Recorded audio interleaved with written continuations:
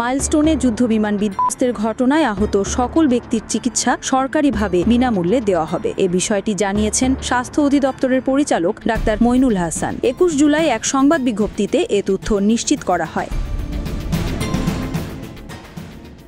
বিজ্ঞপ্তিতে বলা হয়, দুর্ঘটনায় আহতদের চিকিৎসা দেশের সকল বেসরকারি হাসপাতালে সম্পূর্ণ বিনামূল্যে প্রদানের নির্দেশনা দেওয়া হয়েছে। এছাড়া যদি কোনো হাসপাতালে চিকিৎসা দিতে অপারগতা দেখা দেয়, তাহলে আহতদের দ্রুত জাতীয় বার্ন ইনস্টিটিউট অথবা ঢাকা মেডিকেল কলেজ হাসপাতালে পাঠানোর পরামর্শ দেওয়া হয়েছে।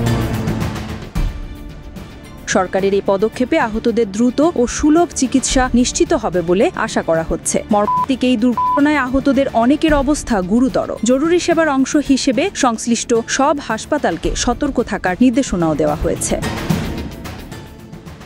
২১ জুলাই দুপুর ১টার পর রাজধানীর উত্তরায় দুর্ঘটনায় পড়ে বাংলাদেশ বিমান বাহিনীর একটি প্রশিক্ষণ বিমান। বিমানটি উত্তরার মাইলস্টোন স্কুল অ্যান্ড কলেজের একটি ভবনে গিয়ে পড়ে এবং বিধ্বস্ত হয়। সঙ্গে সঙ্গে বিমান ও স্কুল ভবনটিতে আগুন ধরে যায়। যে ভবনে এটি বিধ্বস্ত হয় সেখানে বহু স্কুল পর্যায়ের শিক্ষার্থী ছিল বলে জানা যায়।